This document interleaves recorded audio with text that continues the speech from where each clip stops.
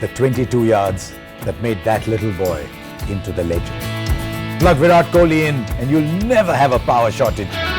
Oh, 6 and 4 seems to be the new binary code for this man. 11 on 10 for him. These are definitely Smith's ashes. So India versus Sri Lanka at T20 cricket.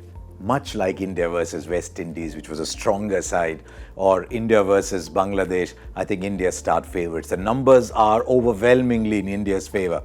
Whether you look at the number of head-to-head games won, you look at economy rates and strike rates and batting averages, you look at all those numbers, look at where India is, you look at where Sri Lanka is, and the numbers point to one side being dominant over the other. But this is T20 cricket. Bangladesh won a game against India. The West Indies won a game against India. So you can't tell. But let's look at the issues that face India before this series. The biggest is the return of Shikhar Dhawan. You've got to ask yourself, is Shikhar Dhawan among your top 2 or 3 opening batsmen in T20 cricket? But remember one other thing with Shikhar Dhawan. Every time you think, maybe we have seen the last of him, maybe he's struggling, maybe it's time to cast Shikhar Dhawan aside, he comes back strongly. Remember that century in goal. So, open mind about Shikhar Dhawan because he's been a really good white ball player for India. But I do sense that these 3 games are crucial to the future of Shikhar Dhawan in T20 cricket for India. The other big thing, of course, is that Bumrah is back, and I suspect at few times in the last 2 or 3 months, Virat Kohli has looked around saying, right, who can I throw the ball to, and wish that one of the persons his eyes descended upon was Jasprit Bumrah. Especially with Bhuvneshwar Kumar and his injury rendering him a little off colour, Bumrah becomes even more important. Yes, Deepak Chahar has made a wonderful debut. Shardul Thakur has had his moments.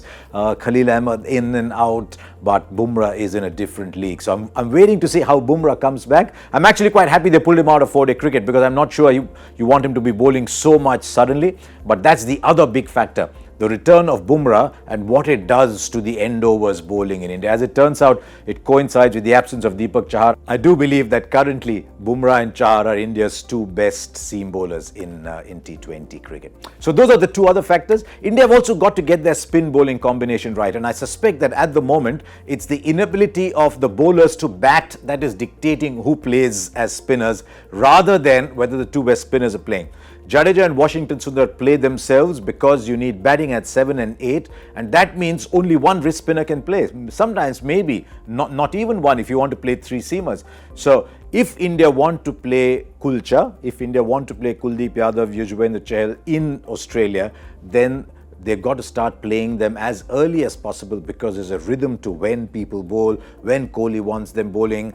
Can he have them bowling late into the 17th, 18th over as he does sometimes with Chahal now? So he needs enough games to figure that out. If those 2 are going to play, they need to start coming in now. And that means there is a question mark on the role of Shivam Dube. Is he playing as a batsman? Or is he playing as someone who can consistently give you 3 or 4 overs? Or is he keeping the seat warm for Hardik Pandya? Because India had got to a stage with Pandya where he was bowling 4 overs. India sometimes went in with only 5 bowlers, as they did once with Shivam Dube. But to be honest, I think Shivam Dube has to play as a batsman with a little 2-over bonus. So I don't know if they're tempted to play Jadeja at 6, Washington Sundar at 7, strengthen the bowling. I'm always in favour of playing an extra bowler over an extra batsman in T20 cricket. But there are these issues of balance that India need to sort out. And I get the feeling, much like India were waiting for Bumrah, India are actually waiting for Hardik Pandya to come back into the side. Will it be easy though? No T20 game is easy. And Sri Lanka have a few game changers. One of the things you associated with Sri Lanka in 2019 was surprises. That amazing series in South Africa. I know that was test match cricket, but the innings of the year from Kusal Perera, that incredible result, then beating Pakistan 3-0 in Pakistan. I don't know about that result. I thought Pakistan would win that easily, but Sri Lanka came up with a few players you want to watch. And there's some that I want to watch. I think Kusal Perera is a game changer in T20 cricket. If I was a franchise owner, I'd have looked very carefully at him for one of the IPL slots.